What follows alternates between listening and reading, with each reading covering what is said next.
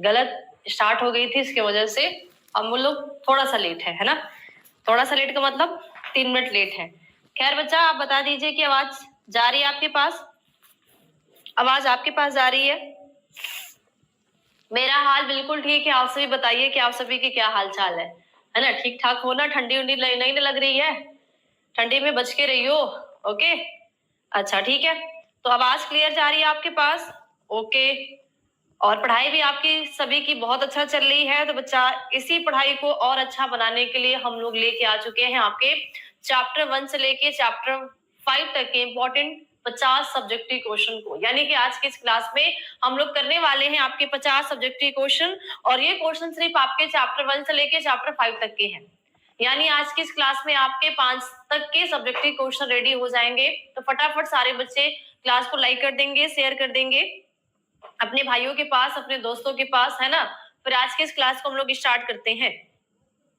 फटाफट, लाइक की संख्या ना के बराबर है। बहुत सारे बच्चों ने क्लास को लाइक नहीं किया है। मतलब सोच लो भाई, आप लोग कहने के बावजूद भी लाइक नहीं करते हो। अगर आप लोगों से न बोला जाए तो फिर क्या करोगे, है ना। अगर ऐसी कोई रील आएगी तो फटाफट स्क्रॉल करते जाओगे, लाइक करते जाओगे, लेकिन अच्छी चीज आप लोगों से ना तो लाइक होती ना तो शेयर होती है ना। तो कर दीजिए शेयर फटाफट। 10th क्लास की आपकी क्लासेस चलती है बेटा आज क्लास पे, ठीक है। 10th क्लास अगर बच्चे भटक के यहाँ पे चले गए हैं तो फटाफट भटक के चले जाए कहाँ पे? आज क्लास पे, ठीक है। चलिए तो चलिए स्टार्ट करते हैं आज के इस क्लास को, ठीक है। आज के इस क्लास को स्टार्ट करते हैं। क्या गड़बड़ हो जाता है यार ये, पहले मिस्टेक हो जाती है ना, एक क्वेश्चन गायब चला गया। चलिए, अलैंगिक जनन मुकुलन से आप क्या समझते हैं, सो उदाहरण लिखिए। अलैंगिक जनन मुकुलन से बच्चा क्या है, पूछ रहा है कि आप क्या समझते हैं, सो उदाहरण लिखिए। यानी असेक्सुअल रिप्रोडक्शन क्या है, और बच्चा असेक्सुअल रिप्रोडक्शन का प्रकार ही होता है आपका मुकुलन। तो मतलब यहाँ से आपसे पूछ रहा है मुकुलन। मुकुलन का मतलब होता है बच्चा क्या? बडिंग, ठीक है। मुकुलन का मतलब क्या होता है?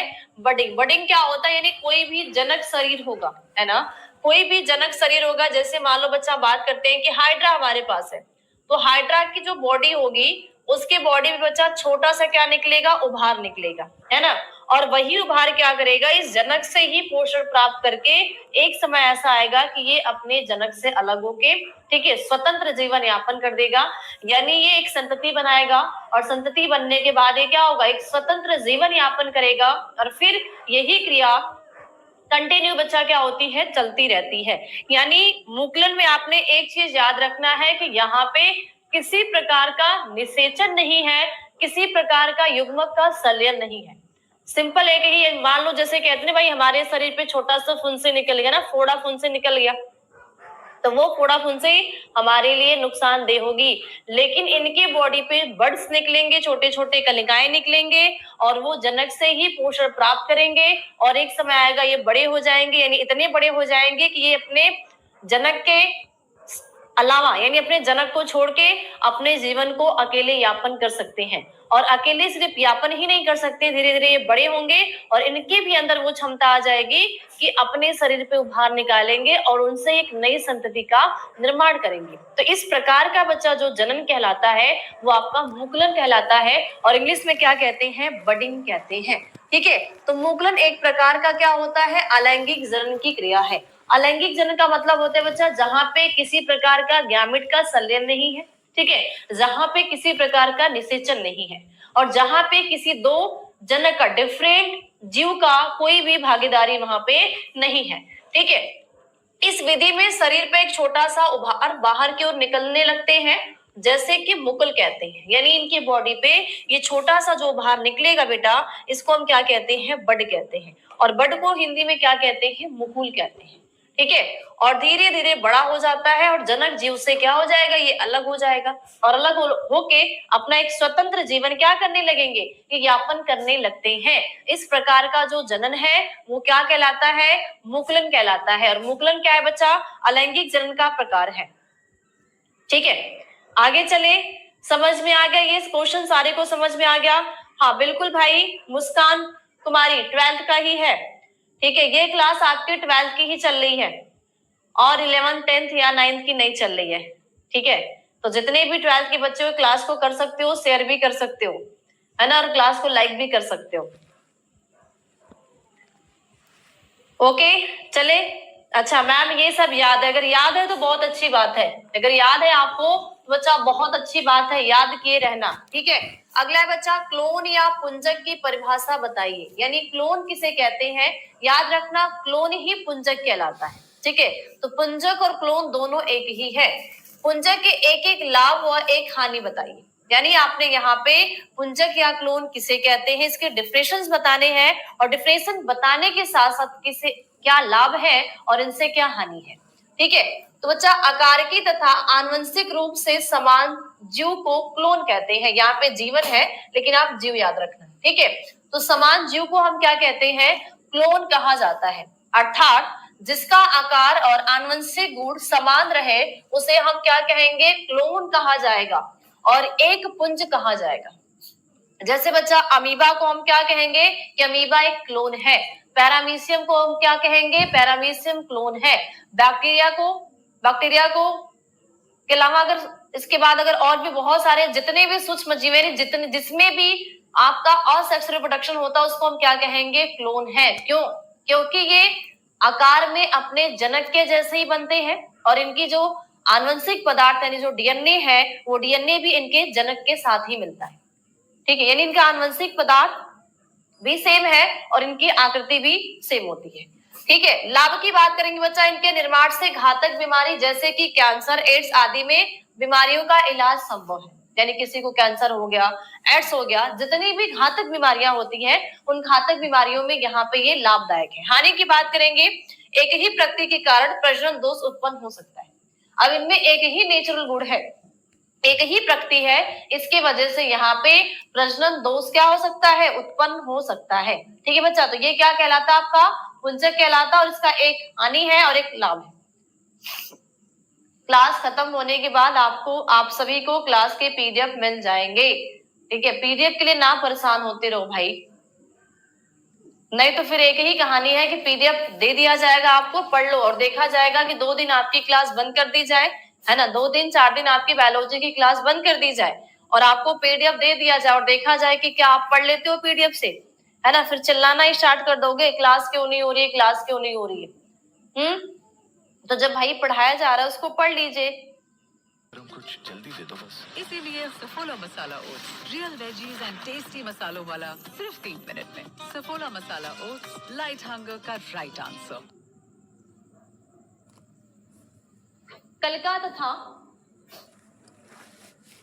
कलिका तथा पत्र प्रकलिका में उपयुक्त उदाहरण सहित क्या करना है, परिभाषित करें।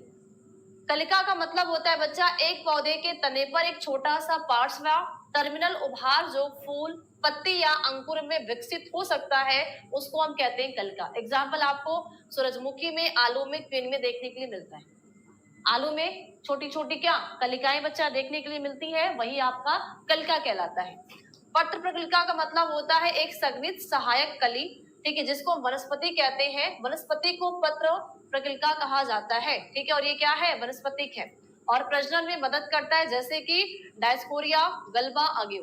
ठीक है, प्रजनन यानी कि जो वनस्पति पे क्या होगा, छोटे छोटे कलिकाएं लाइक स्ट्रक्चर से निकलेंगे बच्चा, उनको हम क्या कहते हैं, पत्र प्रकलिका कहते हैं। हाँ, टाइपिक थोड़ा सा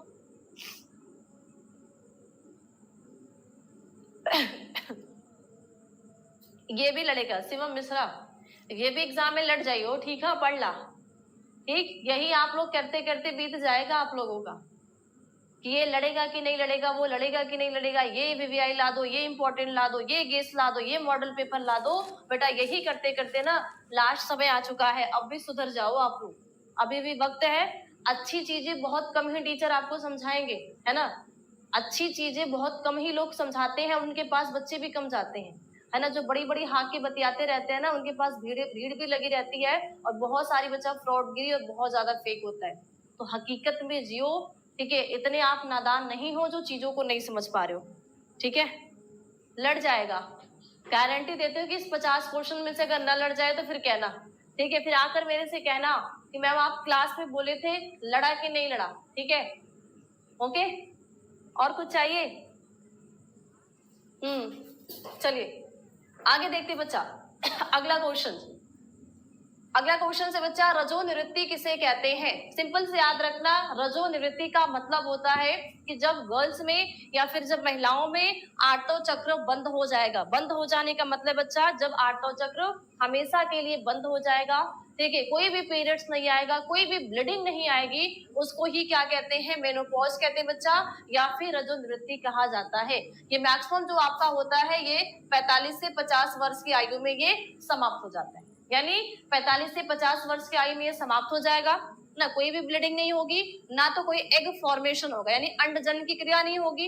अंडजनन नहीं होगा तो एग का फॉर्मेशन नहीं होगा, और जब अंडे का निर्माण नहीं होगा बच्चा, तो महिला बच्चे पैदा करने की सामर्थ्य खो देगी। यानी हम सिंपल सी भाषा में कहेंगे कि जिस भी महिला के अंदर आठवां चक्र आना बंद हो जाएगा, जिसका पीरियड्स आना बंद हो जाएगा, वो अब उसके अंदर जनन क्षमता खत्म, यानी वो संतान उत्पत्ति नहीं कर सकती है। ठीक है, क्यों नहीं कर सकती है? क्योंकि अगर पीरियड्स नहीं आएगा, मेंस्ट्रुअल साइकिल्स नहीं होगी, मेंस्ट्रुअल साइकिल्स नहीं होगी बच्चा, तो वहां पे हार्मोन्स लेवल डाउन हो जाएगा, और हार्मोन्स लेवल डाउन हो जाएगा तो फिर वहां पे कोई भी एग नहीं बनेगा। और एक संतति को बनाने के लिए, कंसीव करने के लिए, प्रेग्नेंट होने के लिए क्या चाहिए? गैमीट चाहिए। वो गैमीट क्या होते हैं बच्चा? एग होता है। ठीक है, तो रजो निवृत्ति का मतलब होता है आठवां चक्र का क्या हो जाना? बंद हो जाना, समाप्त हो जाना। ठीक है, चलिए अगला क्वेश्चन देखते हैं। पुरुष में यौनारंभ से आप क्या समझते हैं?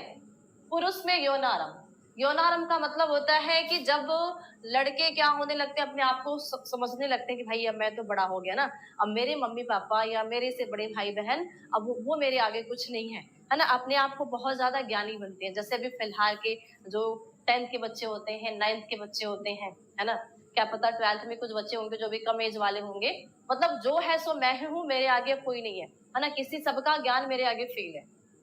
ठीक है, कब? ये सारी चीज बच्चा कौन कराता है? हमारे बॉडी के अंदर जो रिलीज होने वाला हार्मोन्स होता है यही कराता है ना। प्यार मोहब्बत में हम फंस जाएंगे, ये कौन कराता है? ठीक है, ये हमारे बॉडी के अंदर रिलीज होने वाला हार्मोन से कराता है। ठीक है, तो जब नर जननांग अपना कार्य करना शुरू करते हैं तो इस अवस्था को हम क्या कहते हैं बच्चा? प्यूबर्टी कहते हैं। ठीक है, ये कब होता है? 13 से 14 वर्ष में होगा। जैसे ही 13 से 14 वर्ष में प्यूबर्टी बच्चा आएगी, वृषण से टेस्टोस्टेरोन,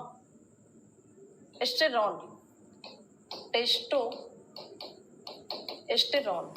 ठीक है, हार्मोन्स उत्पन्न करने लगते हैं। ठीक है, जो वृद्धि तथा गौण लैंगिक अंगों की परिपक्वता का भी ये नियमन करेंगे। क्या करेंगे? कंधे चौड़े हो जाएंगे ना, समझ लो, हट जाओ मेरे आगे से, हट जाओ मेरे आगे में कोई आने वाला नहीं है, जो भी आएगा खूब खूब पिटाई कर देंगे, है ना। कहते हैं ना, बड़े बड़े डेंगे हाँकते हैं, मेरे आगे तो उसकी ताकत ही फेल है, आके मेरे से थोड़ा सा लड़के दिखाए तो फिर मैं उसको बताऊं, है ना।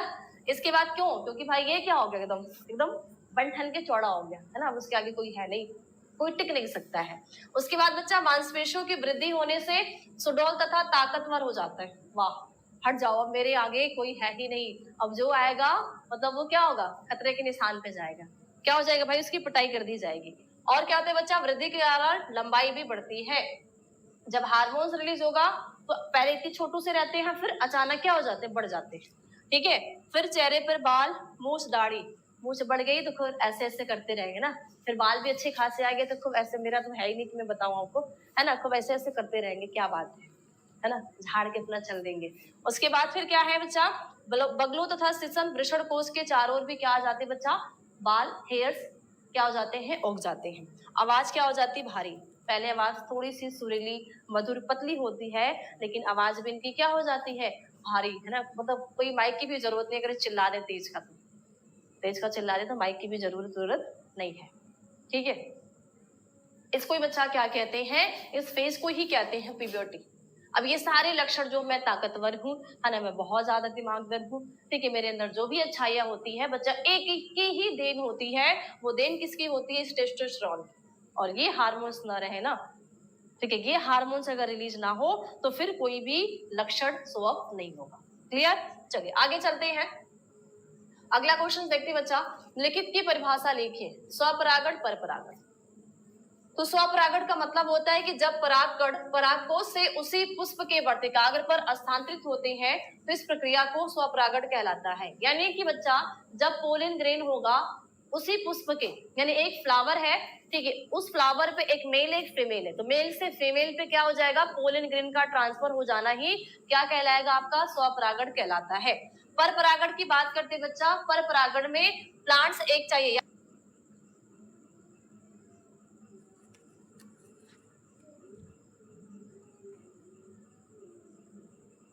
याद रखना पौधा एक चाहिए, ठीक है, पौधा यहाँ पे बच्चा एक चाहिए, लेकिन फ्लावर दो चाहिए, फ्लावर दो चाहिए, पौधा एक और फ्लावर दो, सॉरी पौधा भी दो चाहिए, सॉरी पौधा भी क्या चाहिए, दो चाहिए, और लेकिन जाति एक होनी चाहिए, एक ही जाति के दो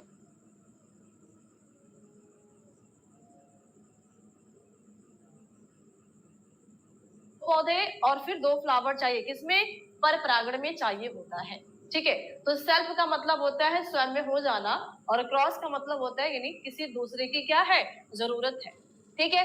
अगला क्वेश्चन आता है बच्चा आपका, पुंकेसर तथा स्त्रीकेसर को नामांकित चित्र द्वारा परिभाषित करिए। पुंकेसर की बात करते बच्चा, पुंकेसर होता है पुष्प का नर भाग, ठीक है, ये पुष्प का तीसरा चक्र कहलाता है, इसके दो भाग होते हैं, परागकोश व पूतंतु, ठीक है, और इसमें नरयुग्मक परागकण का निर्माण होता है ना। स्त्रीकेसर की बात करते बच्चा, ये पुष्प का मादा भाग कहलाता है, ये चौथा चक्र होता है, और ये तीन भागों से मिलकर बना है, वर्तिका,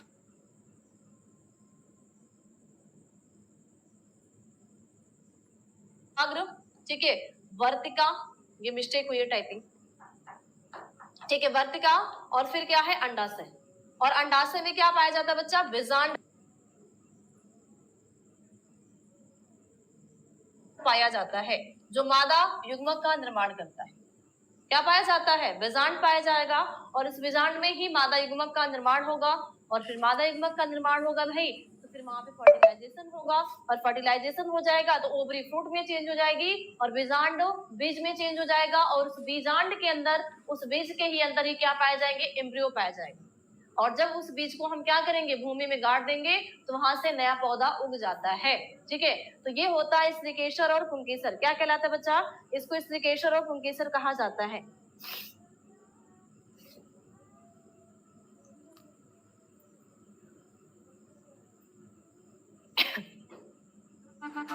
You're not going to want to hear this, but if you want to start a business at 19, things are going to get messy.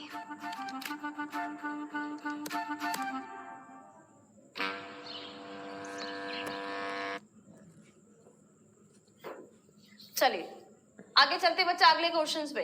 अगला क्वेश्चन देखते हैं, निम्नांकित को केवल नामांकित चित्र द्वारा दर्शाइए, यानी जीवाणु कोशिका में द्विखंडन को आपने क्या करना है, केवल आपको सिर्फ डायग्राम बना के समझाना है, कोई भी नहीं लिखना है, यानी सिर्फ आपको डायग्राम बना के लिख देना है।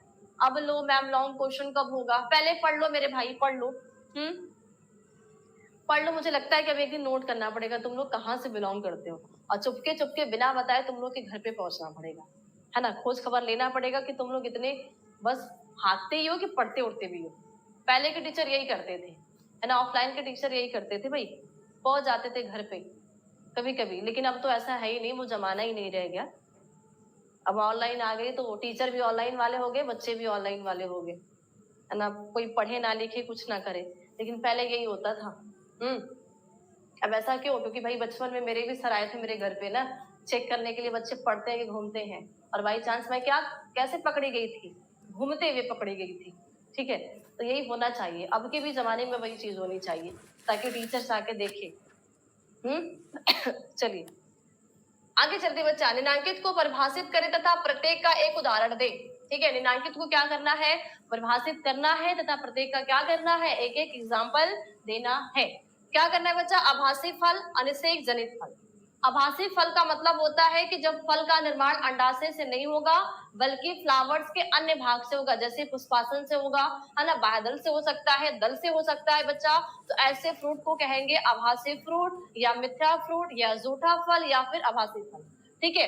अनिषेक जनित का मतलब होता है बच्चा, कहते हैं पार्थिनोकार्पिक फ्रूट, यानी बिना निषेचन के फल का निर्माण होना ही पार्थिनोकार्पिक कहलाता है, जैसे केला में, अंगूर में। यानी इसमें निषेचन नहीं होता, यहाँ पे युग्मक का संलयन नहीं होता है और बिना ही युग्मक के संलयन क्या हो जाएगा भाई, नए फ्रूट का या फ्रूट बन जाएगा। ये क्रिया क्या कहलाएगी आपकी, अनिषेक जनित फल कहलाता है।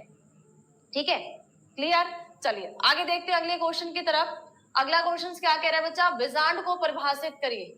तो विजांड के लिए ये परिभाषा गलत है, विजांड के लिए बच्चा ये परिभाषा गलत है और ये मेरी गलती है। गलती ये मेरी है कि मैं इसको सुधार नहीं कर रही हूँ। ये संरचना, ये आंसर बिल्कुल गलत है। ठीक है, अब इसके लिए मैं अगले क्लास में आपको प्रॉपर, हालांकि मैं कराई भी हूँ, ठीक है कराई भी हूँ, लेकिन फिर मैं अगले क्लास में जब भी शॉर्ट क्वेश्चन की क्लास लेके आऊंगी मैं वहां पे आपको लिखा दूंगी। ठीक है, ये मेरी गलती है, इसको मुझे सुधार कराना है लेकिन मैं करा नहीं पाती, मतलब दिमाग से निकल जाता है। ठीक है, चलिए आगे चलते बच्चा। कदम्ब में किसके द्वारा परागण होता है, कदम्ब में किसके द्वारा परागण होता है, तो बच्चा कदम्ब में चमगादड़ के द्वारा परागण होता है, जिसको हम क्या कहते हैं, क्रेप्टोफिली कहते हैं। यानी कदम्ब में परागण जो होगा चमगादड़ के द्वारा, और चमगादड़ के द्वारा होने वाले पॉलिनेशन को क्या कहते हैं, क्रेप्टोफिली कहते हैं। याद रखना भाई, ऑब्जेक्टिव क्वेश्चन आ सकता है। अच्छा मैम थोड़ा स्लो, फास्ट ज्यादा जा रहा है क्या, ज्यादा तेज जा रहा है क्या? ठीक है, तो कदम में परागण जो होता है किसके द्वारा भाई, चमगादड़ के द्वारा, और चमगादड़ द्वारा होने वाले परागण को क्या कहते हैं, क्रेप्टोफिली कहा जाता है। अब ठीक है, अब ठीक है इतना। चलिए आगे चलते बच्चा, अगला क्वेश्चन, विपुंसन से आप क्या समझते हैं और इसे क्यों कहते हैं। विपुंसन का मतलब याद रखना, सिंपल से कहानी को पढ़ते रहना, डायग्राम सिर्फ समझ लो कि बच्चा जब एक फ्लावर्स है, इस फ्लावर्स पे क्या लगे होते हैं, पुंकेसर, और इस पुंकेसर में क्या कहते हैं भाई, इस पुंकेसर में इस परागकोश के अंदर बनता है परागकण। तो इसके बिना मैच्योर, ठीक है बच्चा, अपरिपक्व अवस्था में ही चिमटे से क्या कर देना, इसको काट के अलग कर देना। ठीक है, इसके बाद इनके अंदर जो गैमीट बनेगा उसको अपने स्वेच्छा अनुसार दूसरे पौधे के वर्तिकाग्र पे क्या कराना, परागण कराना, निषेचन कहलाना। यही आपका क्या कहलाता है बच्चा, विपुंसन कहलाता है। ठीक है, और ये आर्टिफिशियल हाइब्रिडाइजेशन के अंतर्गत आएगा, यानी ये आता है बच्चा कृत्रिम संकरण। तो विपुंसन का मतलब है कि अपरिपक्व पुष्प के पुंकेसर को काटकर हटाना विपुंसन कहलाता है, और ये कृत्रिम परागण के लिए किया जाता है। कृत्रिम का मतलब होगा बच्चा यहाँ पे जो सेल्फ पॉलिनेशन होता है, ठीक है, जो सेल्फ पॉलिनेशन होता है उसको रोकना है, क्या करना है, रोकना है, और क्रॉस पॉलिनेशन को बढ़ावा देना है। क्यों देना है भाई, क्योंकि सेल्फ पॉलिनेशन से नई जाति का उत्पत्ति नहीं हो सकती है, सेल्फ पॉलिनेशन से रोग प्रतिरोधक जातियां नहीं प्राप्त करी जा सकती हैं, लेकिन क्रॉस पॉलिनेशन से रोग प्रतिरोधक जातियां प्राप्त करी जा सकती हैं और इनसे हम नई जाति का भी विकास कर सकते हैं। इसीलिए स्वपरागण को रोकना है, पर परागण को बढ़ावा देना है। तो यहाँ बच्चा हम आर्टिफिशियल पॉलिनेशन का यूज करते हैं, जिसको हम कहते हैं कृत्रिम संकरण, और इंग्लिश में कहा जाता है आर्टिफिशियल हाइब्रिडाइजेशन कहते हैं, जिसमें दो चीजें शामिल हैं, एक विपुंसन और एक थैलीकरण है। तो जो विपुंसन होता है बच्चा वो किसके लिए, पुंकेसर के लिए यूज किया जाता है, और जो थैलीकरण या बैगिंग कहते हैं हिंदी में, सॉरी इंग्लिश में बैगिंग कहते हैं, वो पुष्प के वर्तिकाग्र, यानी किसी पेपर से या किसी प्लास्टिक से हम क्या करेंगे, इसके स्टिग्मा को ढक देंगे और अपने सुरक्षा अनुसार क्या करेंगे, पॉलिनेशन से यहाँ पे ट्रांसफर कराएंगे। क्लियर। चलिए आगे देखते हैं, अगला क्वेश्चन है कूट फल। ठीक है, कूट फल के बारे में 100 उदाहरण बताइए। तो जब किसी फल का गठन अंडाशय के साथ साथ फूल के अन्य अंगों से भी होता है, उसे बच्चा हम कहते हैं कूट फल कहते हैं। एग्जाम्पल सेब हो गया, शरीफा हो गया, ये सारे प्रमुख कूट फल के एग्जाम्पल हैं। यानी जब अंडाशय के साथ साथ और भी बहुत सारे ऐसे अंग जो होंगे वो पार्टिसिपेट करेंगे, भाग लेंगे, किसके लिए, फ्रूट को बनाने के लिए। ऐसे फ्रूट को क्या कहेंगे, कूट फल कहेंगे। एग्जाम्पल सेब, शरीफा, ये सारी चीजें आपने क्या करना है, याद रखना है। What is that? Oh, she's putting up her bangs. That's concealer. I remember now. This is called eyeliner. Ta-da! Oh, now. अच्छा देखो, एक प्रॉब्लम है। प्रॉब्लम क्या है कि जब मैं लिख के पढ़ाने के लिए आती हूँ, मैं देखो मानती हूँ, मैं हमेशा कहती हूँ कि लिख के पढ़ाना वेस्ट होता है, बहुत वेस्ट होता है। ठीक है, तो जब मैं लिख के पढ़ाने आती हूँ तो बच्चों की डिमांड क्या आती है कि मैम आप PDF से पढ़ाओ, क्योंकि टाइम नहीं है। और जब मैं पीडीएफ से पढ़ाने आती हूँ तो बच्चे का डिमांड आता है मैम आप लिख के पढ़ाओ। अब मुझे समझ में नहीं आता है कि मैं लिख के पढ़ाने वाले की सुनूं या फिर मैं पीडीएफ वाले की सुनूं। इसीलिए आज के इस क्लास में बता देना, कमेंट कर देना, जिसकी जितनी, अगर लिख के पढ़ाने वाले की संख्या ज्यादा होगी मैं लिख के पढ़ाऊंगी और पीडीएफ से पढ़ाने वाले की संख्या ज्यादा होगी मैं पीडीएफ से पढ़ाऊंगी। बाकी लिख के होता है बेस्ट। आप लोग घबरा जाते हो कि कैसे कवर होगा,